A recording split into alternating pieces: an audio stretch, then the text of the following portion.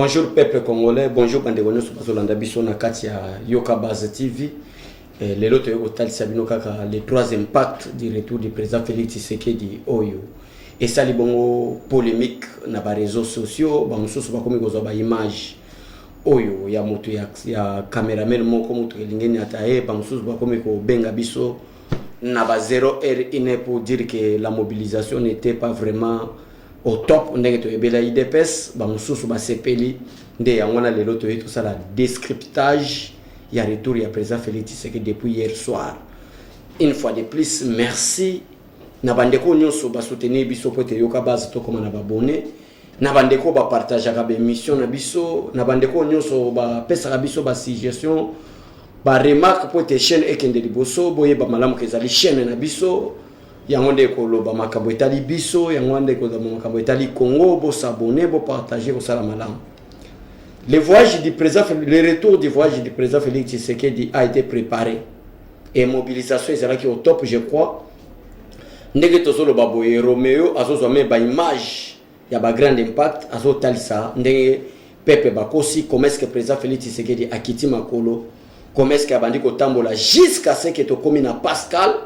Et après, Amati Moutoukake, voilà la volonté, l'amour d'un chef de l'État envers le peuple congolais. Maintenant, le peuple congolais, retour à président Félix Tshisekedi, si la sécurité est ça qui est au top, Mbelelelo, tous les chefs de l'État, Mbelelelo, tous les présidents de la République, Oyauti, Kozo Coupe du Monde, Oyauti, Kosala Moussala, Moroya Makasi, et Libanda Mboka, place Oyo, Ba Donase Chole, Ba Utembi, Ba Mbongo.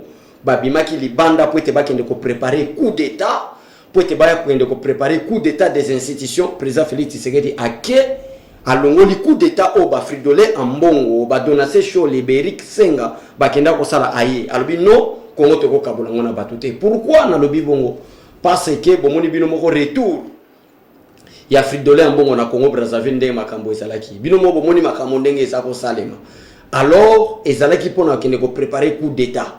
Maintenant, quand vous comparez des vidéos, vos vidéos, il y a Fridolin Ambongo. Tant aboyi presque yana ko participer à la prestation et à serment à président Félix Tshisekedi. Fridolin Ambongo le bagi ke na koleka na prestation à serment. Oyo pouvoir eza moyibité, oyo eza pouvoir ya kolokota te, oyo eza pouvoir ya peuple te na kokende te. Mais par contre, le président Félix Tshisekedi à son tour, dès que Vatican bazana poste chef de l'État congolais pour la création à cardinal Ambongo, président Félix Tshisekedi a fait participer. Ça, c'est le premier bi. Batbamon en faiblesse. Batbamon a kokate. Ça, c'est le premier bi.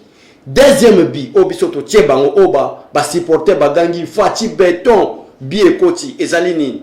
Ezali était Fridolin Ambongo bandi sous lit. Comment combattre le président Félix Tshisekedi d'une manière risée. Comprenez bien. D'une manière risée. Alors, ceux qui n'ont pas qui attaqué le président Félix Tshisekedi Boye. Ceux qui n'ont pas qui n'a salié Boye. Batu barondi mate par mona ke naza contre na banda ko diaboliser que coalition FCC cache za mabe ils ont empêché président Félix Tshisekedi de ne plus avoir toutes les attributions constitutionnelles en tant que chef de l'État. Ba vidéo on est katina ba TV5 ba France 24 ba RFI partout dans le monde étambolique. Oh Fridolin Ambongo face aux journalistes à TV5 à l'obéité, nous ne sommes pas contre le président Félix Tshisekedi, on n'est pas contre lui. Nous voulons les changements, de mentalité, nous voulons une liberté d'expression, une démocratie avec une justice équitable. Ça, c'est on est d'accord avec vous. Bon, on parle des choses vraies.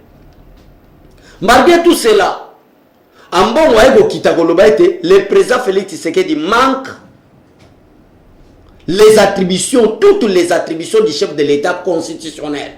C'est pourquoi nous, en bon, nous les donations, nous voulons la fin de cette coalition. Coalition est que Mbalamoko, tant que le babongo, et fait ça Martin Fayulu, Maloba pour Martin Fayulu, afin que le président Félix Tshisekedi marionnette, pantin, placebo, il ne dirige pas, c'est Kabila qui dirige. Maloba on a joué en wapi, a joué en pas Fridolin Ambongo, parce que Fridolin Ambongo a le biquet, Félix Tshisekedi n'a pas de toutes les attributions. Ndé yangwane pour ça qui Martin Fayulu, a qui le baquet marionnette, parce que c'est l'association des aventuriers, association à bateau balingi bate Kamboka. Maintenant, le président Félix Tshisekedi a toutes les attributions constitutionnelles en tant que garant de la nation, en tant que l'arbitre des bons fonctionnements réguliers des institutions. Mais ba Donase Chole, ba Utembi, ba Mbongo, ba Bimaki libanda ya mboka, ba kende koteka mboka. bato ebele ba comprendre voyage wana te babibi bakende koteka mboka bolanda place au coup d'état ilingaki esalema ya bapolisier bazwi nde oyo eza introduction na bandeli bino bakende kosala coup d'état bateka mboka c'est-à-dire mboka wana balinga bateka ngo ndenge nini balinga basala compensation comment bateki ba minere na biso bateki ba diamant na biso bateki ba richesse na biso batiki insécurité na est batiki ba mama na biso violé batiki ba papa na biso massacré basali mabe en échange s'occuper gratuité enseignement ba boma yango en échange mboka ezala démocratiser te mboka ezala avec une justice équitable te pour être Félix Tshisekedi Tchango mais président Félix Tshisekedi Ayalbi non nous avons l'amour du pays au lieu de teka mboka tokende na opération gagnant la France gagne la Belgique gagne les États-Unis gagnent la Chine gagne en tant que les pays puissants du monde et les peuples congolais et les Congos aussi gagnent bango ba telemi ba bondisi président Félix Tshisekedi que ce n'est pas ça nde yango tolobi que mobilisation ezalaki forte bato ba kosabino te peuple ba yaki na ndenge ko sala ba jeter makambo ezalaki ya makasi nde yango na lobete victoire yé pourquoi victoire yé parce que président Félix Tshisekedi a boyi côté Kamboka parce que ba donation cholé ba Utembi ba Eric Senga ba Fridolin Mbongo diplomatie ba kenda ko sala libanda mboka ezalaki diplomatie ecclésiastique te mais ezalaki diplomatie politique comment est-ce que côté ka pouvoir à président Félix Tshisekedi comment est-ce que côté ka pouvoir ya peuple congolais ndenge constitution na biso lobete na article 5 la souveraineté de l'État appartient aux Congolais. Bah, Fridolin Mbongo la souveraineté de l'État n'appartient plus au peuple congolais. Ça appartient aux États-Unis, à la France, la Belgique, le Canada, la Grande-Bretagne. Pour garantir l'intérêt. Mais le président Félix Tshisekedi a yé. Alors, biso na bino to na problème te. Ngai pe na ozala dictateur te na otika histoire na mboka oyo. Au lieu to banda ko bimisa ba minere na biso d'une manière illégale. Au lieu to banda ko bimisa ba colta na biso d'une manière illégale. To sala na bino to yoka na to sala opération gagnant. Vous bénéficiez parce que vous avez des industries, des appareils ko zo ba biloko nyonso ezo sala na mboka pote congolais zo mosala. Biso pe to bénéficier na mabele na biso na richesse na biso. Conflit banda wana. Nde yango de pour ça ba Fridolin Mbongo.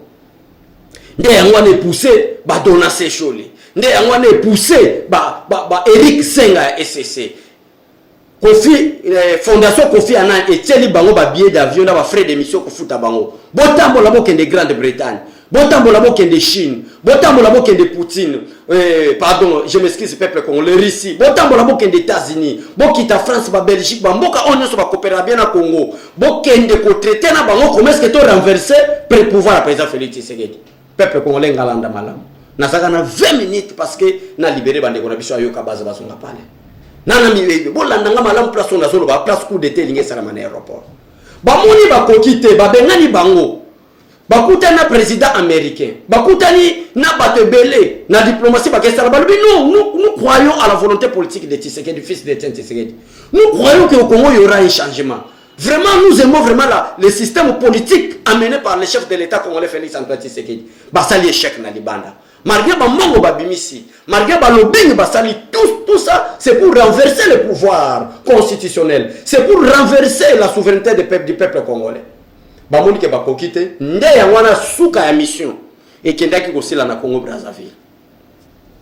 Tango bakomi na Congo Brazzaville, ezalaki pona kosenga nini? Kosenga soutien ya ba arme, kosenga soutien ya ba bombe, ba grenade pour nous créer insécurité et instabilité politique na partie est ya République démocratique du Congo. Wana ezalaki ba komi na soka ba komi ko chité. Nde yangwana bomonaki incursion o esalemaki na Bukavu. Ezalaki fait des missions. Malgré président Félix Tshisekedi prépare nos militaires, nos policiers moralement, financièrement. Bango bazoye bate bakanisa ke yozala pété le la régime médiocre il y a 18 ans 8 collègues.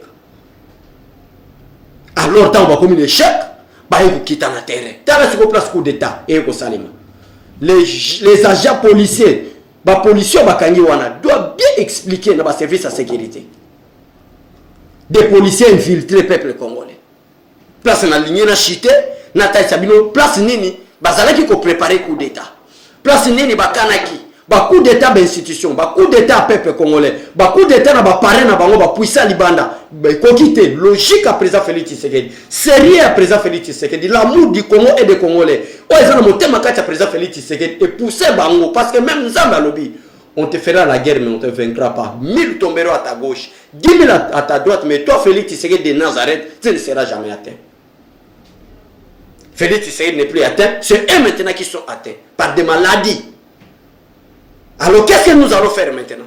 Tokita to préparer dès que Félix Tshisekedi a kita na mboka na terrain. Dès que kita na mboka na ina fulo na masonyo sobomo na kiwana. Na ibite soki ndeko Romeo, moi image à masse wana na caméra biso yoka base zo ki soko mélanger ngo peuple congolais na image wana o nyoso peuple congolais kele. Alors bon, to infiltrer peuple congolais. Bazui ba kuluna na bango. Bazui ba commando na bango. Bazui batu na bango. Nyoso eza banani, eza ba confession religieuse. O ba bimaki libanda mboka ba kende osala coup d'état. Bazui ba infiltrer biso na kasa terrain. Même vous pouvez appeler Pasteur Guili, vous pouvez appeler DG Shadrach, vous pouvez appeler Mitterrand Naya, Shadrach Lo Nani Trésor Kandolo. Bah pour expliquer bien que on était même menacé. Il y a un bon moment qui a quelques images même na yoka base chaîne na biso moko na leka kité même na basa ko na yoka kité parce que comme qui menace ta la bana baloba kango ta la peuple baloba ta la même nous étions menacés na kacha peuple. Bazui ba polo IDPS, bazui ba polo Tshisekedi wa Mulumba, bazui ba polo Félix Tshisekedi, ba pesi bango. Pourtant on va double ko banda ko salema. Baloba été, c'est eux-mêmes les combattants, bazo se maîtriser té. Or que to zaki ma yele, preuve à l'appui. Botala depuis to kutia aéroport. Bon moni biso, to fini au fayu le boy. Bon moni biso to fini au lamoura boy. To lobi makambo etali biso, to compagnie président Félix Tshisekedi. Mais tala bango to ba marche na bango basala à 10, 20 personnes. Moussa na bango égérie. Ko finga président de la République. Ko le maman ba président Félix Tshisekedi. Preuve à l'appui qui est bien fait très bazalaki. Mais comment on a infiltré l'aéroport pour monter leur coup d'état contre le président Félix Tshisekedi avec des policiers fabriqués qui ne sont pas enregistrés plutôt dans ordre ou soit dans registre. Oh, les policiers ne sont pas ébats. En dehors de la biso infiltré, en dehors de la biso makamwa mabe, en dehors de la biso bato mabe na kati, baso consacrer peuple congolais. Pour continuer, je commence d'abord, je profite de cette occasion d'abord pour remercier les commandants de la sécurité, Général Chiwewe. Je commence à remercier François Beya. Merci pour nos services, les policiers, les militaires, nous sommes hâte que nous, notre vie en dépend par rapport à la politique du Congo. Et la politique du Congo est incarnée par une personne, c'est le président Félix Tshisekedi. S'il n'est pas là, en tout cas, il n'y aura pas les changements au Congo. Merci à nos services de sécurité. Mais ce que nous voulons, est que des policiers infiltrés avec nos tenues et intention de monter coup d'état contre Fatih de Nazareth. Nde ya mwana peuple congolais, nde ya mwana bandeko nyonso internaute nyonso bolanda kabiso baké ko découvrir policier wana. Batala bo oh elunga ba Rwandais. Mutu moko kokana na batu moko ba Rwandais ba Paul Kagame ba James Kabare. Mais toi, tu es quel policier de quelle unité? Ah, unité. Pour ce qu'on a unité, on allait appeler les commandants de ces. Donc, unité et vanité. Parce que et vanité, vous êtes combien? Oh, nous sommes nombreux. Le temps du coup d'État est déjà révolu. N'amboko coup d'État au Salima Soute. Mboka au démocratie comme au Fanda. Mboka au pays puissant comme au Banga. Bon, l'amour au peuple congolais. Bazo mon amote, mais bato mususu bazo comprendre que n'est pas président Félix Tshisekedi a changé. Mboka o même Camerounais ba comme ba Congolais, vous ne comprenez pas à qui vous avez affaire. C'est un homme intègre, un homme sérieux. Mais eux-mêmes les Congolais ba yebe amote. Ba Congolais ba saka na ba image moko. Tala Macron a saboté président Félix Tshisekedi. Mais tant Joe Biden azali embarrassé, azali ne sengo sentiment pour écouter un président Félix Tshisekedi, là les Congolais ne voient pas. Et si vous comparez les États-Unis et la France, même si c'est que Macron a dit que c'est vrai, mais comparez un peu la France et les États-Unis, quel est le pays le plus puissant? C'est les États-Unis. Donc nous préférons être derrière les États-Unis que derrière les Français. Mais nous avons nyonso, diplomatie nyonso malam oyo. Ceux qui vont y qui place on a écopé sa raison dans la Bible. Place ma commune ensemble le été, mon peuple périt faute de connaissances. Congolais soko yeba qui l'impact à présent Félix Tshisekedi, makambo lingolo bangote. Si vous voyez que donation chaud de l'église catholique, Fridolin Ambongo, Beric Senga, Utembi, diplomatie babimaki na Libana Mboka, et ça qui diplomatie religieuse était, mais ça qui diplomatie politique pour monter des coups d'État, pour monter l'insécurité à l'est de la République démocratique du Congo. Mais le président Félix Tshisekedi a dit que l'État est déjà révolu. Totika makambo. Ce qu'on comprend quand mais les binous sont derrière, ils sont bobeta maboko Fatih Beto merci. Fatih de Nazareth. Mais les bozo beta maboko bozo kumisa. Ah bande ko boza ko loba makamba solo. Makambo boza ko expliquer biso za makamba solo. Tala bato babimaki libanda mboka po bateka mboka. Voyage diplomatique ya Fridolin Ambongo était pour créer de l'insécurité à l'est de la République démocratique du Congo pour monter des plans de coup d'État contre les chefs de l'État congolais. Mais Félix Tshisekedi a épargné non seulement vie propre en tant que père d'une famille, mais a épargné vie à milieu à Congolais, a épargné insécurité la carte de Mabélé na biso Mboka. Mais Congolais doivent comprendre que baza on a na carte de distraction. Baza on a carte de distraction. Mobilisation au moment où on ezalaki a pambaté. Ezalaki pour être pour prouver bino que l'élection si Salemi c'est Félix Tshisekedi qui est le président de la République. Dans la place au président Félix Tshisekedi a épargné Congolais. Maintenant les policiers là est déjà aux arrêts. A kotanga groupe à batatinda ki bango, a kotanga mission na bango ezalaki nini, bayaki kosala nini, baza ba policiers te menateni ya la police pourquoi et précisément na aéroport, si peme na batapi rouge place mo kozambo azoleka. Nde wane kolega. Bayeba justice landela biso, ba pesa biso pe compte rendu, to yeba makamongo elekaki ndeni. Voilà la raison pour laquelle Tolobaki était tout le Kana. Yoka base, tout expliquer peuple congolais, réalité, oyo, il est qui n'a qu'à chamboka na biso, makamo ezabo salema. Mais pour na bateau yo, bazala ki kofinga ke mobilisation ezali makasite, ba musoso bazo benga, mobilisation esamite, ndeko na mobilisation esalimi fou. Mobilisation esalimi ndenge atembe, ndenge na zolo baboy na yebite soki Romeo ba image wana ozali nango, otalisango peuple congolais. Tala fulu oyo ezoleka wana. Tala mokonzi mboka ndenge azoleka wana. Tala fulu ndenge bako tambola, nous sommes là pour prouver peuple congolais nini que na Congo, il y a un seul leader maximum en dehors de Tshisekedi parce qu'il n'est plus là, c'est Félix Tshisekedi. Mais vous diabolisez beaucoup si seul président le mieux accueilli en Afrique par toi c'est le président Félix Tshisekedi. Merci. Na bande konyoso. Balanda kibiso. Côté au Moni Grande-Bretagne, côté États-Unis, côté la France, dans la République démocratique du Congo, tellement qu'elle a été très bien encadrée. Netobi Fatih Beto sont abusés belé Dorothy Kayo sont à Pambate. Il faut to yamba yo te que non papa Musala Osali to sepeli nango papa ya rata salini aye ba supporter bagangi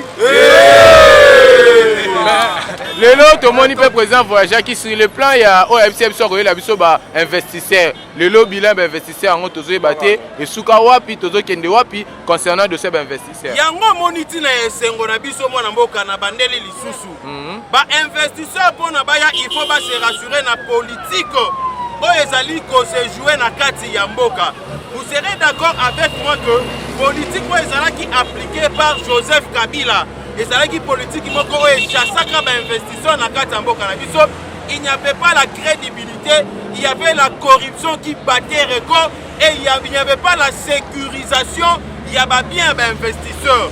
Il n'y avait pas aussi la confiance entre l'État et les investisseurs. Il fallait qu'il y ait. Il y a un chef de l'État à Kenda qui y est moko. Aboy continue à rabattre azobi maraye moko. Tangu batu mususu bazo benga ya babi keno azande keluka azali pigeon voyageur. Il ne comprenait pas qu'abandé ko kende ko bunda pona ko ramener mboka na biso na top. Batu nyonso bayeba c'est que c'est la République démocratique du Congo ba valeur na ye ba qualité na ye et ba assurance oya ko gai ko pesa bango parce que ye moko ndé le numéro 1. Tant azali ko s'engager na bango batu bakozana na confiance mingi na ye que koleka peut-être ba tierce personne. Yango monaki na ebandeli.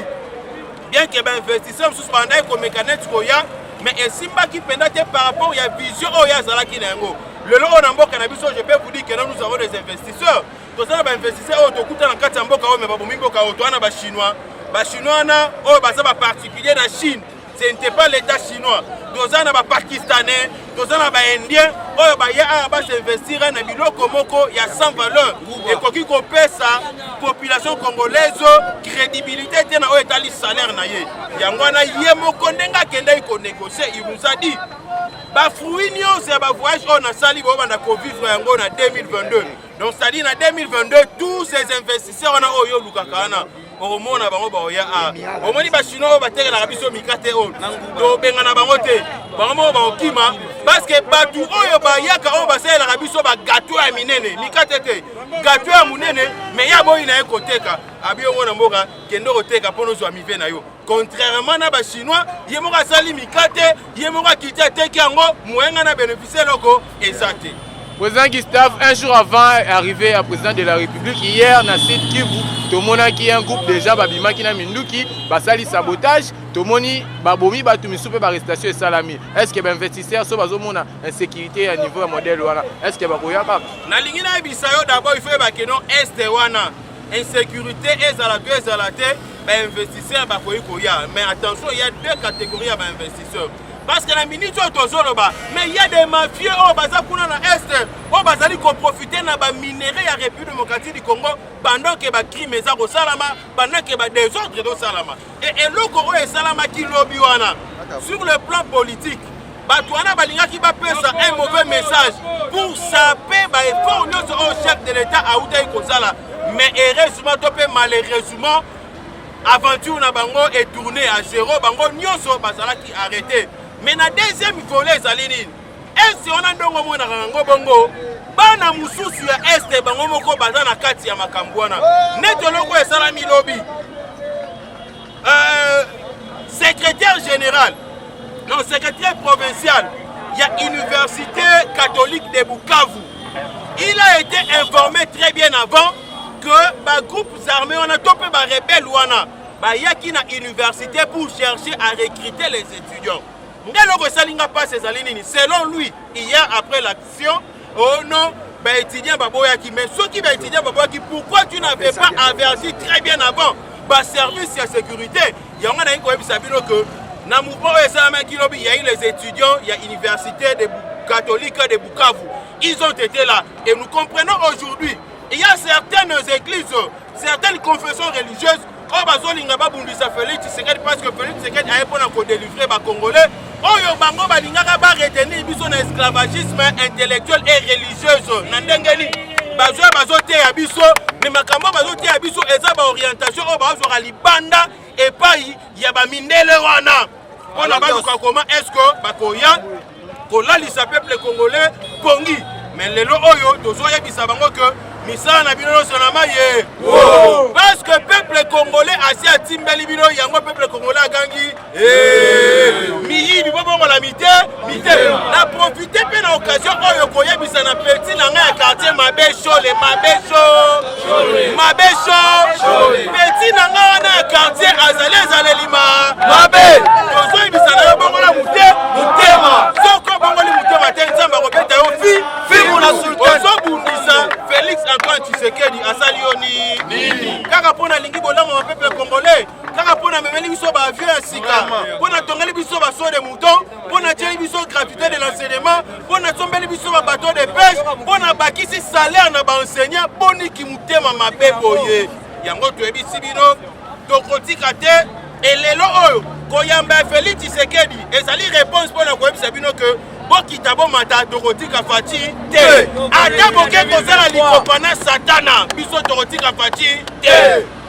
Lelo oyo kobeta un peu bilan ya état de siège, est-ce que réussite totale les autres échec total? Non, état de siège je ne dirais pas que la réussite est à 100%. D'ailleurs le chef de l'état Yemoko Tangazalaki Libanda il avait fait une interview a reconnaîtra kiko nano simbi malamu te mais aloba ki pe lisusu boye état de siège pour na bato bazokanisa ke non ekokata na te état de siège ekosila kaka tangu objectif o batielaki yango ekomi atteint, c'est-à-dire soki kimia ekoti na kati ya République démocratique du Congo na nzela ya est kuna soki kozwa biso inane tokokendeka na inane ya état de siège c'est qu'on a vu sur 2 ans, on a 2 ans état de siège.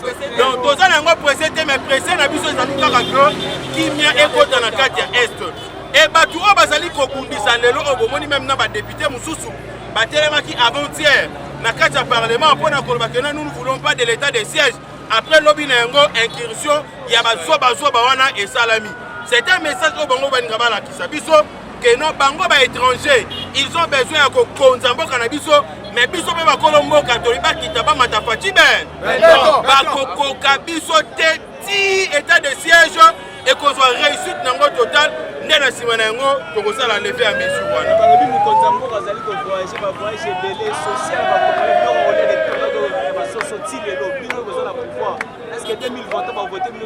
Merci beaucoup mon frère. Le président Félix Tshisekedi a sali makambo belé ko le kata Damas. Mais le mal chez nous peut-être de retrouver que priorité est à biloko kolia. Oh, pour na biloko kolia et ya na kati ya mboka peuple alia malamu et c'est la coopération avec des bons opérateurs économiques. Mais le mal na République démocratique du Congo ezalini. Félix Tshisekedi tangoyer botambola na ville nyoso a boroya repesa ngai raison atana banda kuna bino bino bo landa ngai. Félix Tshisekedi tangoyer contrairement à l'époque ya Mobutu. Oyo Etienne Tshisekedi qui soit comme premier ministre Moni Damas Ekiti dollar Ekiti, c'est parce qu'il y avait 90% il y avait opérateurs économiques congolais bana mboka. Mais les autres ils na 95% d'opérateurs économiques expatriés. Pourcentage il y a bana mboka o baza opérateurs économiques ezamuke ezali 5%.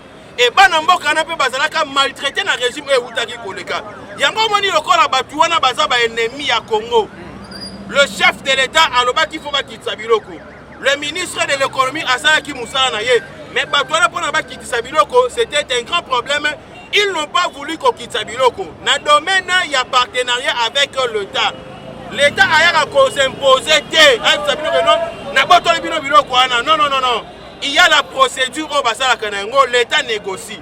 Il y a l'État négocie qui n'a pas exonérer les taxes et impôts. Mais tellement que les travailler dans les multinationaux. Le peuple a se retrouvé. Pour le peuple a se retrouvé à l'Ingi Fatima Kassi. Bango moye ba koyi ba lisusu ezate.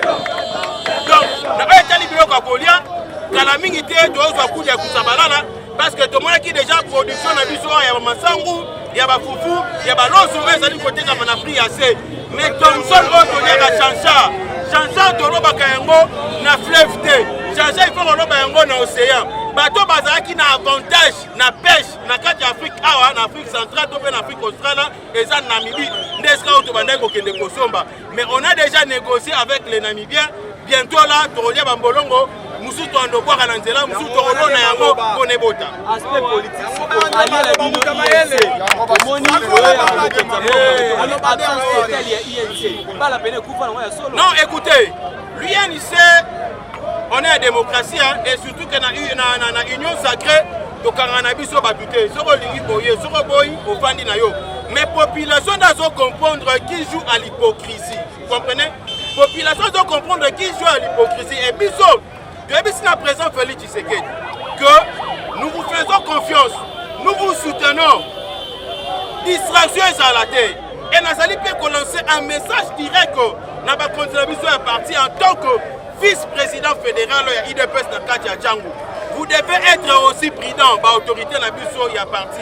Pour la politique, ça n'a pas base, ça n'a pas élément fort. Parce qu'il y a risque de commis dans l'élection. On peut leur accorder la chance, Babimi n'a pas député, mais nous allons subir le même jour que nous allons subir le lot. Dans le but de Toboya Batouana, non. Toyambi bango na kati ya union sacrée, mais IDPS na kati na ye beta politique ya IDPS ko beta politique ya union sacrée.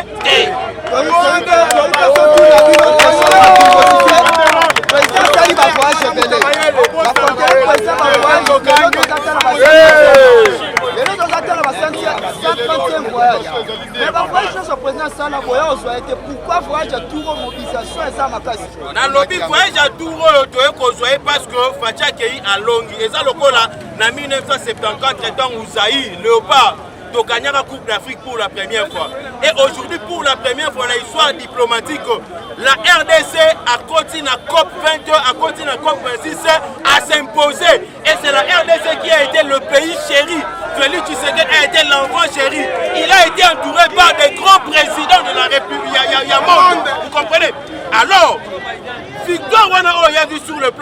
démocratique. Valeur oyo apesi biso République démocratique du Congo. Et ça dit que biso ba Congolais toya koyamba ye. Parce que lelo oko kene na mboka mususu on va te respecter. Pourquoi? Parce que drapeau na biso et ça là qui entre les deux pays. Entre les États-Unis et la Grande-Bretagne, entre les États-Unis et la France. Donc c'est-à-dire on a été hissé na niveau moko très élevé na makambo e bandai ko sala mawana ndeti na na tolobi lokola fatia sali musala ya malamu. Tokotika ya zonga ye moko te. Tokoya koyamba ye pona kolakisa ko papa osali musala kitoko. Soki papa sali musala kitoko basi porter baganga nini? Voilà. Mais tout le monde est absence totale, il y a ensemble à Moïse Katumbi, mais ça peut partenaire dans la Union Sacrée. Non, ensemble à Moïse Katumbi, nous avons répondre à la question, on a répondre à la question INC. Nous sommes libres dans l'Union Sacrée, bakanga mutute. Soka lobi keno oya oye, soka lobi keno oya te mena makamyo sona peuple na gosa nini aza kotala. Donc ce qui a été Moïse Katumbi, to ebise oya zali ko boule na yango. Bakata zolinga beta et vos simbaté parce qu'ils cherchent toujours à s'imposer. Wan etali kaka ye moko. Mais biso awa na bandeko oyo basepeli toye koyamba le président Félix Antoine Tshisekedi. Na moni obi na Union Sacrée tout le monde est libre. Est-ce que Moïse Katumbi a occupé quoi enregistrer candidature en 2023 à Rosala mal vite? Biso tozali sénité. A okene ko déposer candidature na CENI, c'est tout. Ndeko Gustave Totondio Botondi soko za na dernier mot biso totunyo te ko baksa. En dernier mot nanga ezali kaka ba Congolais to pesa Fati chance to sepelisa peuple congolais hein bisika tu tozali to longola koina Fati aye pona ko mboka na biso na kati ya Lubwaku aye ko mboka na biso na kati ya pasi bisika ezalaki aye ko pesa biso sous image ya batu na kati ya mboka na biso kala mingi te tokozonga ndenge tozalaka na 1960 bobanda komona mindele ba banda ko ya awa ba pays africains ba banda non seulement ko ya kotanga awa mais ba soins médicaux ko ya awa pe ko ya ko luka misala awa parce que la République démocratique du Congo a toutes ces qualités là et capacités ya ko faire Congo est la premier pays na continent d'Afrique. Merci Totondio Botondi. Merci beaucoup mon ami.